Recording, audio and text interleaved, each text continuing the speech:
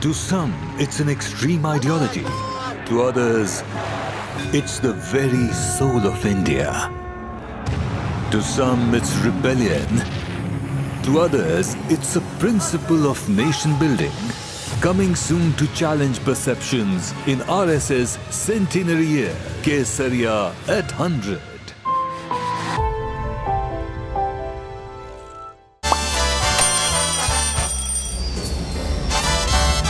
Vielleicht nur als 5%.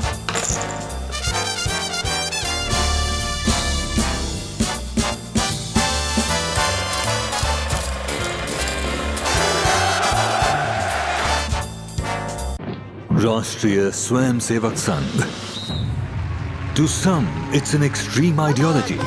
To others, it's the very soul of India. To some, it's rebellion. To others, it's a principle of nation building, coming soon to challenge perceptions in RSS centenary year, Kesariya at 100.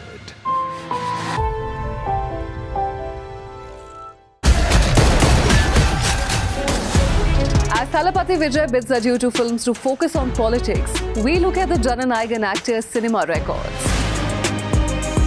Know all about the Indian movies that are now part of the elite 1,000 crore rupees club. And find out why Cloud Dance, the color of 2026, has raised eyebrows. All this and much more with me, Diksha Bisla, on WION at these times.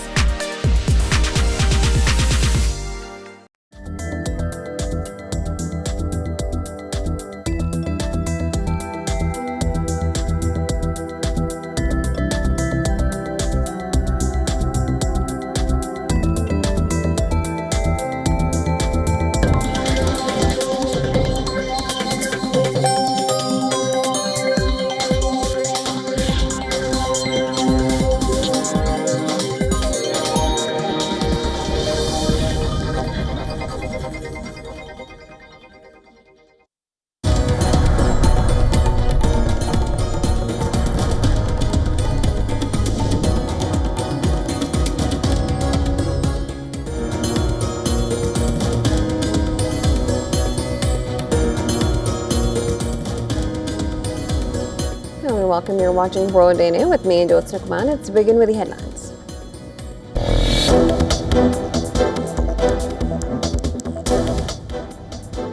Massive anti-government protests erupt across Iranian cities amid internet shutdown, with cars and buildings set on fire, police vehicle overturned, and demonstrators chanting slogans, "Death to the dictator" and "Long live the Shah."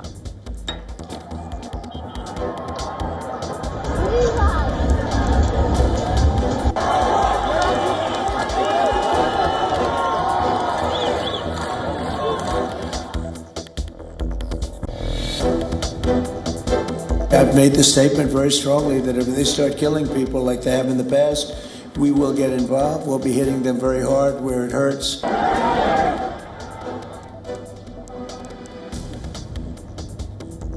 Donald Trump says Iran is in big trouble as demonstrators appear to be taking control of cities that were considered secure, again warning that U.S. will hit Iran hard if protesters are killed.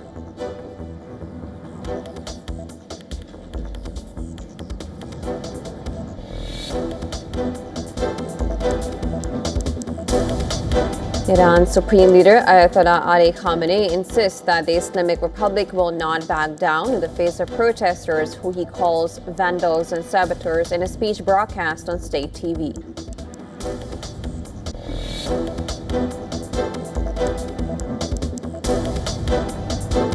U.S. oil companies are exploring new opportunities in Venezuela as the White House encourages engagement.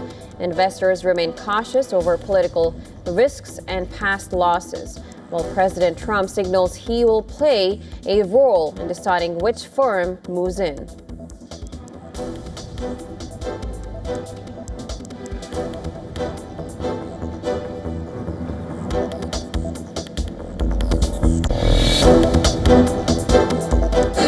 I would like to make a deal, the easy way, but if we don't do it the easy way, we're going to do it the hard way.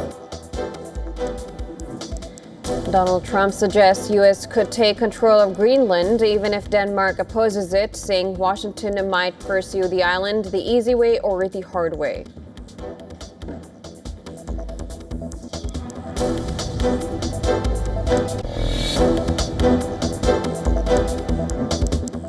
The UN chief condemns Russian strikes on civilian infrastructure in Ukraine, which caused mass heating outages in Kiev and disrupted essential services for millions as Moscow fires a Oreshnik missile at western Ukraine.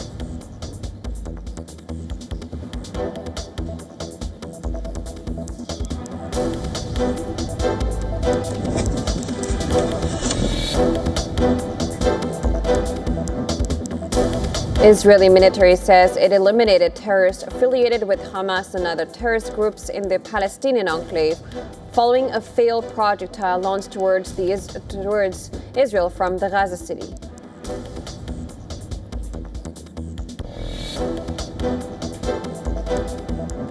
Syrian army renews strikes on an Aleppo district after Kurdish fighters refused to leave in defiance of ceasefire that sought to halt days of fighting. At least 21 civilians have been killed in the clashes.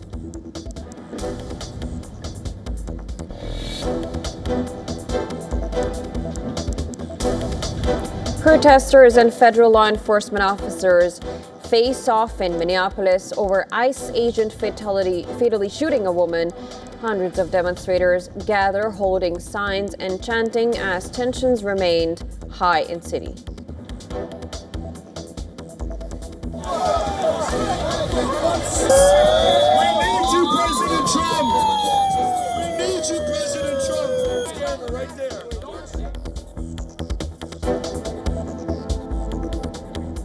Now, Iran is facing massive protests with demonstrators demanding change and authorities responding with deadly force and an internet blackout.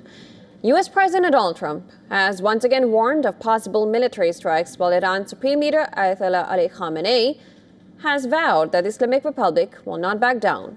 For 13 straight days, Iranians have taken to the streets. In Tehran, cars and buildings were set ablaze. Crowds shouted slogans, including "Long live the Shah," while in Bandar Abbas, demonstrators overturned a police vehicle. In Tehran's Sadatabad district, people were seen banging pots and chanting slogans against Khamenei. Cars honked in support as crowds gathered. Similar scenes played out in Mashhad, Tabriz, and the holy city of Qom. Human rights groups say at least 65 protesters, including 9 children, have been killed by security forces, with hundreds more injured. As the unrest sweeps the country, social media videos surfaced earlier showing the extent of damage. In Tehran, protesters set fire to a police kiosk as crowds gathered in defiance.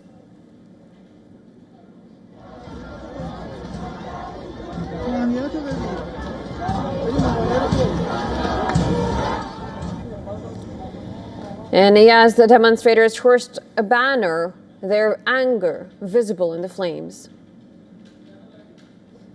And in Karaj, videos showed people running as shots rang out in the night.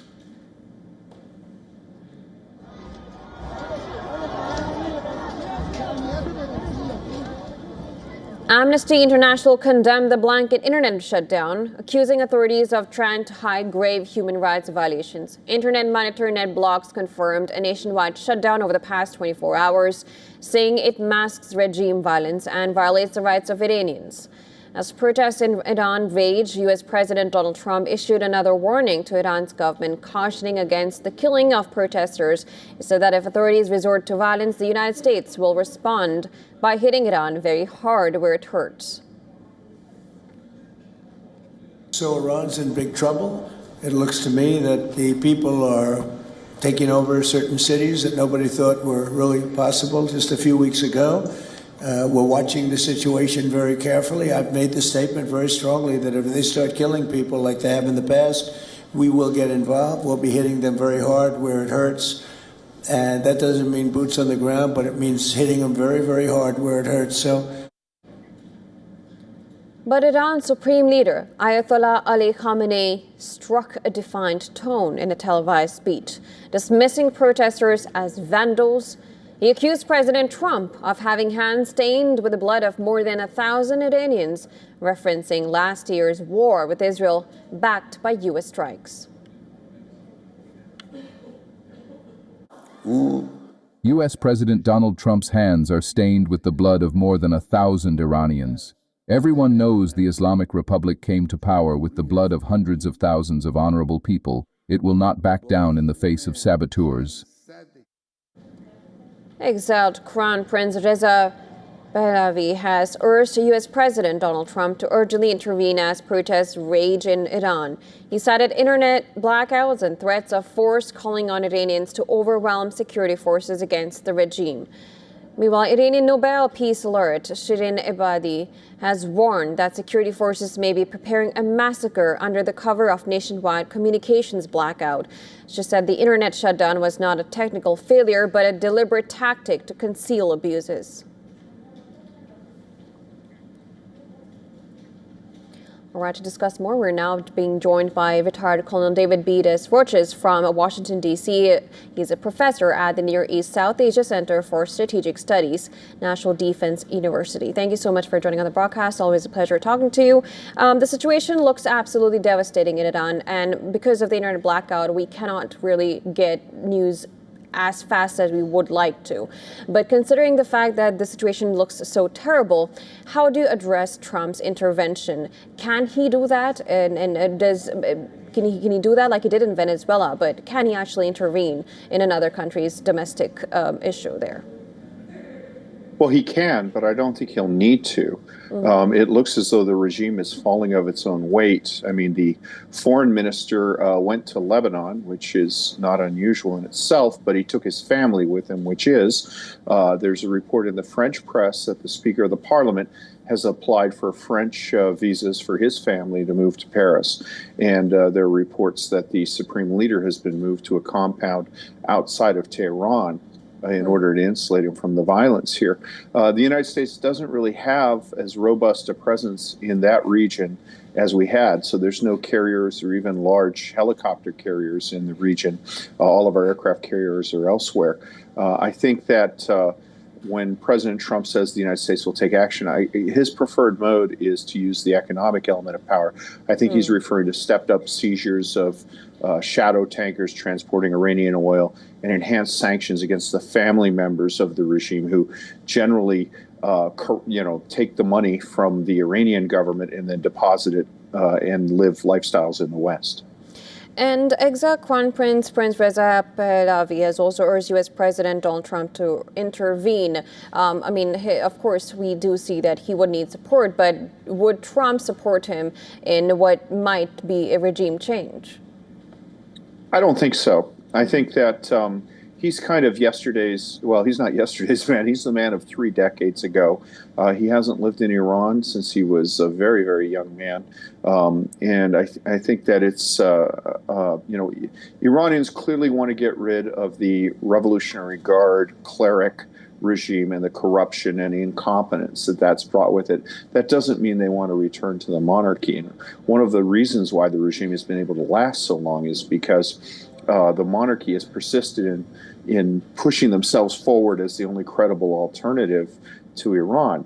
Then you're just you're basically just transferring one level of corruption or one facade of corruption for another. I think that he has a role to play as one of many in a future Iran, but the idea that he's the guy who can unite Iran, I think, is mistaken and actually plays into the Revolutionary Guard regime propaganda. Right, and according to the Amnesty International, they have, of course, condemned the blanket internet shutdown. How do you analyze this? Do you think there's a possibility of a rising defiance in Iranian, and there is a possibility of regime change? We cannot know because of this internet blackout. But does that show that they have control over, or does that show that they do not? The Iranian, I'm talking about the government there, or that they do not have power. I think what it shows is that they're afraid of losing power Historically, they shut down the media when they want to go in and kill the people who are opposing them. The other steps they do, which has been reported back in 2008, 2009, they brought in Lebanese Hezbollah militiamen to fire on Iranian citizens because they were worried about the reliability of their own troops. There have been reports that now they've brought in Iraqi militiamen, and there are even some reports that haven't been confirmed that Belarusian Ministry of the Interior riot police have been deployed. There's also been reports from sources within Iran that as many as 217 people with bullet wounds have presented just at Tehran hospitals. Just in one city. So that would seem to indicate, and I don't know how credible these reports are, but taken in mass, it would seem to indicate that the shutdown is in order to do their dirty work outside of the eyes of the world and to control the narrative. And Khamenei, he has, of course, lashed out at Trump, and he's also, insisted that the Islamic Republic will not back down. How do you analyze his power structure? How capable is he, and how valid could we take his warning? He's really increasingly a figurehead. What you've seen since 2009 is sort of a slow motion military coup by the Revolutionary Guard. They've increased their role in government, and they've increased their role in the Iranian economy to the point where they control maybe 45% of the Iranian economy. And that's one of the factors that's fueling these protests, because quite frankly, when you have corrupt military officials running a country, the country doesn't run well. So, the Khamenei was talking about evacuating Tehran because they can't get the water there. That is almost entirely due to regime corruption and incompetence. So I think that Khamenei is important, but he's actually, Iran is increasingly ruled by a cabal of senior clerics, the country's president, and Revolutionary Guard army officers. It's sort of a council of, or a tribunal that runs it, and I think that that's where the real power is. If Khamenei does leave the country, it's possible that the regime will be greatly weakened, but it will not fall just with the absence of Khamenei. All right. Of course, we'll have to wait and see how this goes and hope for any positive outcome, though. But thank you so much for joining us on broadcast. Always a pleasure talking to you. Thank you.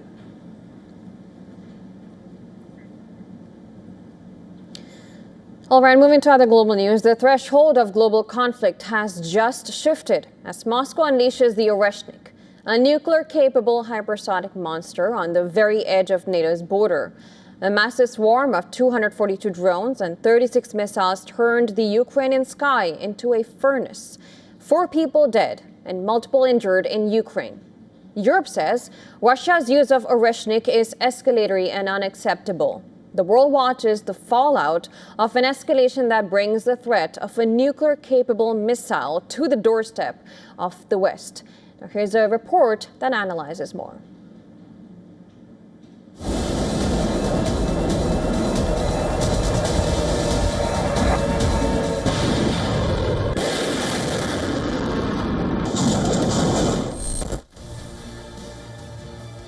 The sky over Lviv lit up. In a terrifying display of ballistic dominance, Russia launched the Oreshnik, a hypersonic nuclear-capable missile designed to evade every known defense system. This wasn't a random strike. The impact zone, close to the Polish border, sent a chilling signal to the European Union and the NATO alliance. The message from Moscow is clear: nowhere is out of reach. A barrage of 242 drones and 36 missiles ripped across Ukrainian airspace. Then came the Oreshnik, which means hazel tree in Russian. It is the second time that Russia has used the intermediate-range Oreshnik, a missile which President Vladimir Putin has boasted is impossible to intercept because of its reported velocity of more than 10 times the speed of sound. Our enemies say that this is an Oreshnik. I don't know how this missile is classified, but it is certainly scary, because here are human beings, and the weapon they are using, I think, should be discussed seriously at the level of our partners from the European Union and the United States of America, because it is actually very close to the European Union. Moscow claims it struck a drone factory and energy infrastructure. Ukrainian officials paint a grimmer picture of damage to a critical underground gas storage hub, the threat reverberating through Europe. In the capital Kyiv, residential districts are shattered. Power grids buckled under the strike, plunging more than 500,000 homes into darkness amid sub-zero cold. What Russia is doing, of course, shows that they do not want peace. But people really want peace. People are suffering. People are dying. Today, many people died. Many rescuers were injured. A medic died in the Darnitsky district. There are a lot of injured people. Ukraine has also been launching drone and missile strikes. The Russian border city of Belgorod came under a missile strike. Over 500,000 people are without power. According to the results of the enemy's overnight attack on Belgorod region's utility infrastructure, as of 6 a.m. today, 556,000 people in 6 municipalities are without power. From Moscow's war room to Ukraine's rubble, brinkmanship peaks. Hypersonic shadow looms over Europe. One misfire could spark a global firestorm. This is no longer just a frontline battle. It is a high-speed, high-stakes collision course with history. Bureau Report, WION. World is One.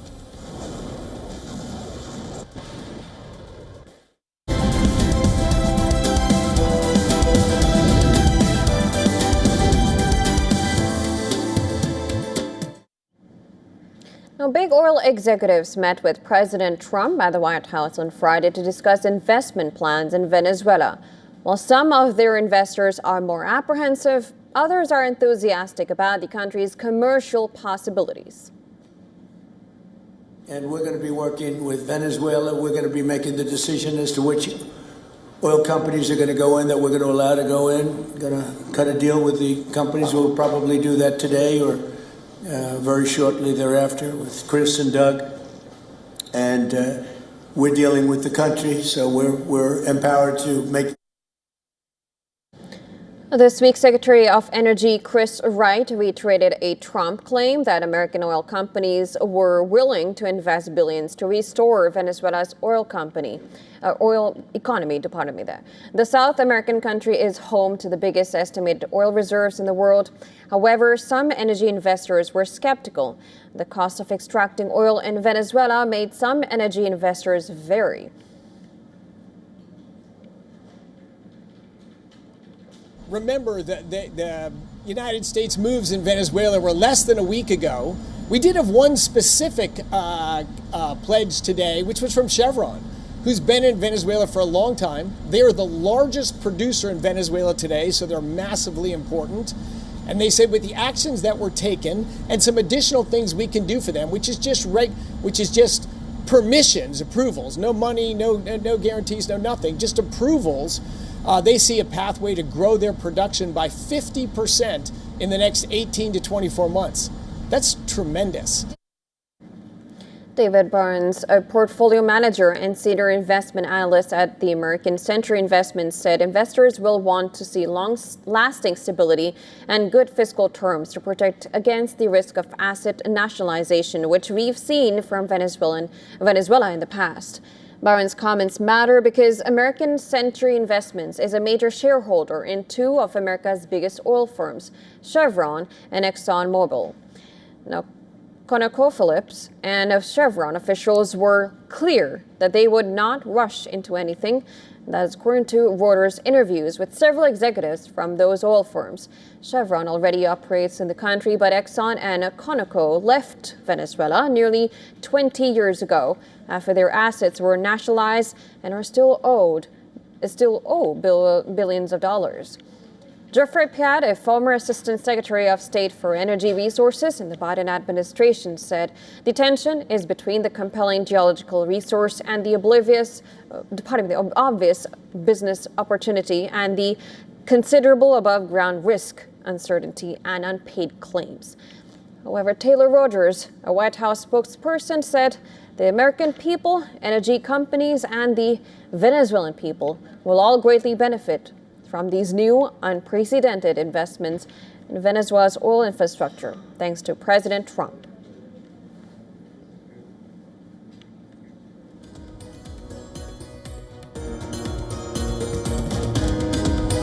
And with that, we call a wrap to this bulletin, but don't go anywhere. News and updates will follow on the other side. You're watching WION The World is One. Stay tuned.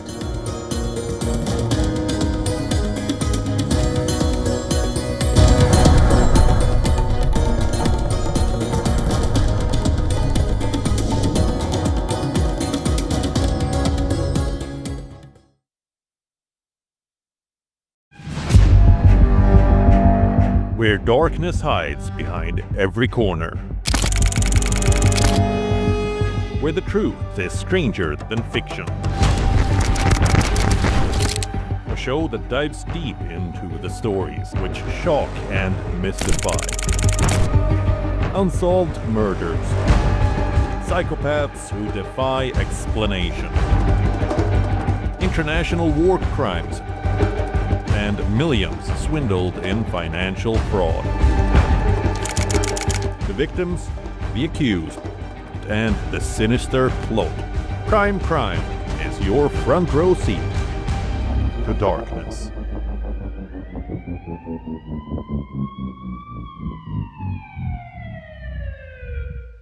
Rashtriya Swayamsevak Sangh.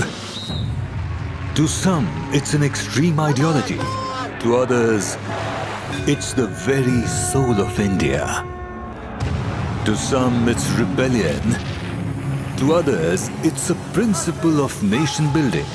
Coming soon to challenge perceptions in RSS centenary year, Kesariya at 100.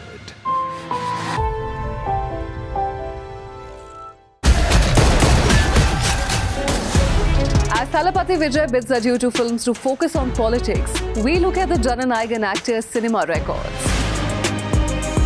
Know all about the Indian movies that are now part of the elite 1,000 crore rupees club. And find out why Cloud Dance, the color of 2026, has raised eyebrows. All this and much more with me, Diksha Bisla, on WION at these times. WION, India's global voice, the channel that brings you the biggest stories from across the world through India's lens. Now available in more than 190 countries worldwide. Because we believe that the world is one. Watch us in Africa, Europe, USA and Canada, South America, Asia Pacific, Middle East and North African regions. Also available on these digital platforms across the world.